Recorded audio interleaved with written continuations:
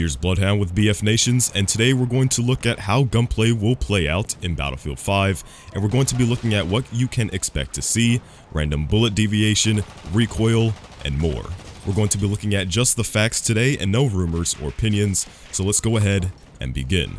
With Battlefield 5, the developers are putting a heavy emphasis on the phrase, "where you aim is where you'll shoot." Some of the feedback regarding gunplay in Battlefield 1 was negatively received by the majority of the community, so it looks like DICE has listened and adjusted the gunplay accordingly, so no more quote-unquote random bullet deviation. Now, it has been confirmed by Drunksy on Twitter that spread will indeed return in Battlefield 5, but base spread will be toned down for this game. We don't know the intricate details on how spread will work in Battlefield 5 just yet, but once EA Play rolls around and we get our hands on gameplay is when we'll see.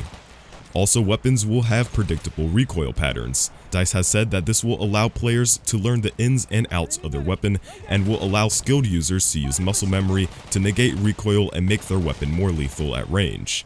The sweet spot mechanic in Battlefield 1, where a sniper could perform 100 damage to the body within a certain range, has been removed for Battlefield 5, and it looks like bullet penetration is coming back bigger and better in Battlefield 5. Light machine guns, stationary weapons, and similar high-caliber weapons will be able to shoot through solid cover like walls in Battlefield 5.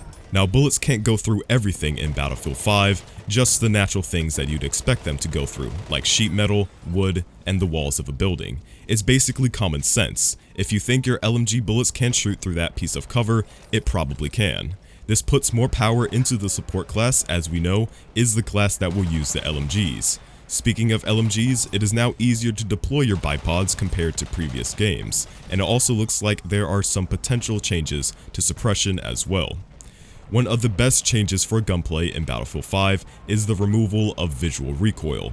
Unlike in prior titles where your reticle may give you more visual recoil than compared to iron sights, that's completely gone in Battlefield 5. Your iron sights or reticle on screen will reflect where you're firing. Now, some things that don't really relate to how weapons perform, but will affect how the game is grenades. Grenades will not detonate as fast as they do in Battlefield 1 and are able to be fired at and exploded in midair. You can also throw grenades back at your enemies in Battlefield 5. Bayonet Charging is making its way back into Battlefield 5, but instead will take up a gadget slot.